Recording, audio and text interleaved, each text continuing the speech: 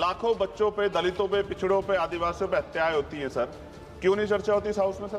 तरुण की हत्या कर दी सर दिल्ली में। आप मेरा सर दिक्कत ये है, हम लोग आदरणीय होम मिनिस्टर बैठे, उनसे आग्रह किया कि सर आप चैम्बर में चले जाओ थोड़ी देर, कम से कम हम लोग बोल लेंगे अपने लोगों के विषय के बारे में, क्योंकि जब से वो बैठे हैं जिस तरह के इनसिक्योर आप हो रहे हैं वो तो किसी छिपावा नहीं है, बिल्कुल नहीं छिपावा है। मैं तो आग्रह करूंगा आदरणीय गृह मंत्री जी थोड़ी देर बैठ जाए सर। अगर ज्यादा SC ST OBC के बच्चों के हक सर 30 सेकंड भी दे रहे हैं आप, सर खत्म कर रहा हूँ, आप मुझे बोलने दो सर, बोलने दीजिए ना आप। विधायिका में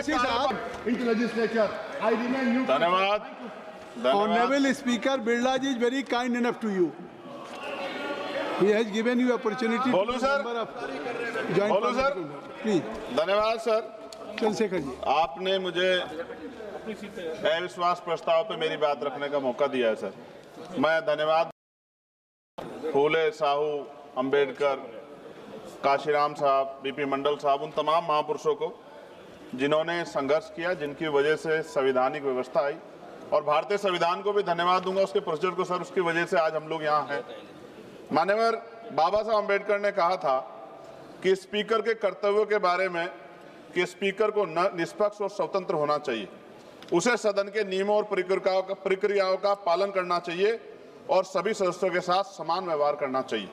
उन्होंने यह भी कहा कि स्पीकर को सदन की कार्रवाई को सुचारू रूप से चलाने के लिए आवश्यक कदम उठाने चाहिए, उसे सदन के सदस्यों को अपने विचार व्यक्त करने का अवसर देना चाहिए और सदन की गरिमा बनाए रखना चाहिए। बाबा साहब ने स्पीकर की भूमिका को बहुत महत्वपूर्ण माना और कहा कि वो सदन के संरक्षक है। कभी सर इधर से अव्यवस्था होती है, कभी इधर ये वाले नहीं चाहते, सत्ता पक्ष वाले, और हाउस डिजोल्व हो जाता है सर। और हम जहां से चुन के आते हैं सर, वो लोग उम्मीद करके बैठते हैं कि इस आदमी को वोट दिया है, ये जाके हमारे विषय को उठाएगा, और हम ठगे से होकर चले जाते हैं सर। यहाँ से कितने ऐसे रूलिंग है सर, चाहे वो शॉर्ट नोटिस हो, चाहे हाफ ऑल टाइम हो सर, एडजमेंट मोशन हो सर, आज तक नहीं देखा हमने। कॉलिंग अटेंशन पे अभी तक वो नहीं हुई। 193, 184 सर, इतने हमने दिए, कहीं गायब हो गए, पता ही नहीं चला सर।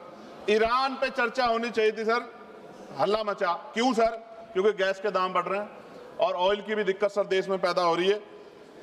जो बिल आते हैं सर, हम उस पर इसलिए बोलना चाहते हैं, हम ये कोई ऐसा नहीं सर कि हमें कोई बहुत जरूरत है यहाँ गिड़गिड़ाने की कि हमें बोलने का मौका दीजिए, क्योंकि जब इन बिलों को रिसर्च होगी आने वाली पीढ़ियां करेंगी तो हमारा पक्ष क्या था, हमारी आइडियोलॉजिकल हम कहाँ खड़े थे, ये देश जानेगा, आने वाली पीढ़ियां जानेगी, इसलिए हम बिल पे बोलना चाहते हैं, अपना पक्ष रखना चाहते हैं। सर 2.5 साल हो गए मुझे यहाँ SC ST पे जो अत्याचार है, NCRB का डाटा उठा के देखो सर, अभी 1.5 साल हुए। 1.5 हुए सर, अच्छा हुआ सर आप जोड़ रहे हैं सर, अच्छी बात है। 1.5 हुआ सर, इसलिए जोड़ रहे हैं, डिप्टी स्पीकर बनना है उनको। चलिए सर, जो भी मैं कह रहा हूं सर, NCRB का डेटा जो कहता है सर, लाखों बच्चों पे, दलितों पे, पिछड़ों पे, आदिवासियों पे हत्याएं होती हैं सर, क्यों नहीं चर्चा होती इस हाउस में सर? क्या उनकी माओ का दर्द नहीं होता पैदा करते? क्या दलित, पिछड़े, आदिवासी सर इंसान नहीं है सर? सर जयसलाल सरोज को सर जला के मार दिया, कफ्तार की माँ बेटी को सर अन्याय, और तरुण की हत्या कर दी सर दिल्ली में। मेरा सर दिक्कत ये है हम लोगों की, अगर हम यहाँ नहीं बोलते हैं तो हमारे क्षेत्र के लोग कहते हैं कि बोलना चाहते हैं, यहाँ लड़ते हैं तो हम ऐसे दिखते जैसे हम सर भीख मांग रहे हो, अपमान का घूंट पीते हैं सर हम इस सेशन में कि हम अपनी बात को रख सके, और हम अपनी बात भी पूरी नहीं कर पाते सर, क्योंकि आप वहां से ऑर्डर कर देते हो कि खत्म करो, खत्म खत्म। हमने तो आदरणीय होम मिनिस्टर बैठे, उनसे आग्रह किया कि सर आप चैम्बर में चले जाओ थोड़ी देर, कम से कम हम लोग बोल लेंगे अपने लोगों के विषय के बारे में, क्योंकि जब से वो बैठे हैं जिस तरह के इनसिक्योर आप हो रहे हैं वो तो किसी छिपावा नहीं है सर, बिल्कुल नहीं छिपावा है। मैं तो आग्रह करूंगा आदरणीय गृह मंत्री जी थोड़ी देर बैठ जाए सर, तो हम लोग को बोलने का मौका मिल जाए। सर एक सेकंड, आप सबको समय मिल रहा है सर, आप बहुत, आपका सबसे ज्यादा आप चेक कर लो, सबसे ज्यादा आपका होता है सर। डिप्टी स्पीकर नहीं बनाया गया सर, चेयर और पैनल की जरूरत नहीं पड़ती आज, अगर डिप्टी स्पीकर बन जाता। सर जब हम प्रोटेस्ट करते थे तो बहुत सारे IB के अधिकारी हमें वहां बाहर मिलते थे सर, आजकल हम उनको अंदर भी देख रहे हैं। क्या स्पीकर साहब को पता है इस बारे में? सर भारतीय संविधान के अनुच्छेद 98 में संसद के प्रत्येक सदन के लिए एक अलग से सचिवालय का प्रावधान है, ओवैसी साहब उस पर बात कर रहे थे। यह अनुच्छेद संसद के प्रशासनिक और विधायी कार्यों को स्वतंत्र रूप से संभालने के लिए कर्मचारी नियुक्त करने और उनकी भर्ती और सेवा शर्तों को संसद द्वारा कानून बनाकर नियंत्रित करने की शक्ति देता है। लेकिन महोदय पिछले 10-15 वर्षों से लोकसभा में सचिवालय के रिटायर्ड अधिकारी जो चला रहे हैं, जो कि पहले कभी नहीं हुआ, कभी डिस्कस नहीं होता सचिवालय के कर्मचारियों, नहीं सचिवालय कर्मचारियों को खत्म कर रहा हूं, मुझे बोलने दो सर, बोलने दीजिए ना। आप बोलिए, विधायिका में कार्यपालिका की दखलंदाजी पिछले कुछ सालों में शुरू हुई है, ऐसा स्पीकर साहब पे बोल सकते हैं सचिवालय कर्मचारियों संसदीय अधिकार अधिकारियों पर से विश्वास उठ गया पिछले कई वर्षों से। यहाँ मैं बताऊंगा इसका रीजन सर। यहाँ पर से भारत सरकार के ब्यूरोक्रेट डिप्यूटेशन पे आ रहे समाप्त करें। हैं। लोग खत्म कर रहा हूं सर, एक पेज है। लोकसभा की स्वतंत्रता को धूमिल करे क्या इन अधिकारियों सरकार के अधीन कार्य किया है? कई स्टैंडिंग कमेटी की रिपोर्ट में सरकार को संसद की तरफ से निर्देश करने का इन्हें डर लगता है। ये संसदीय परंपरा सर आखिरी पेज सर, 1 मिनट 30 सेकंड दीजिए सर। सर क्यों कह रहा हूं, कितने डिपार्टमेंट ऐसे हैं जहां अभी बैकलॉग है सर, और यहां भी है सर 40% ज्यादा SC/ST OBC के बच्चों के हक। सर 30 सेकंड भी दे रहे आप, 30 सेकंड आप मना कर दिए। मैं तो सच कह रहा हूं। तो आज आप बोल दीजिए। मान्यवर बहुत सारे बैकलॉग हैं। SC/ST के बच्चों को, OBC के बच्चों को अधिकार मिलना चाहिए, नौकरी रोजगार मिलना चाहिए, इसलिए मैंने इस बात को उठाया। कई वर्षों से लोकसभा में नियमित नियुक्ति भी नहीं हुई, रिटायर्ड कर्मचारियों को समाप्त करिए। रखा है। लोकसभा के कर्मचारियों के निकट में सरकारी सर हो गया, समाप्त कर रहा हूं। सरकारी घर की व्यवस्था सुनिश्चित की जाए। आपकी बात खत्म हो गई, अब समाप्त कर दें। सभी मैं माननीय सदस्यों से कहूंगा नहीं,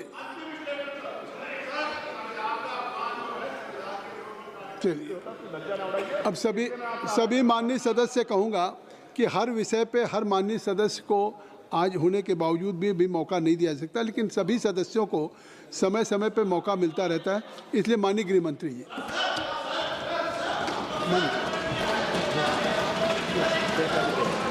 फिर बुलवाएंगे।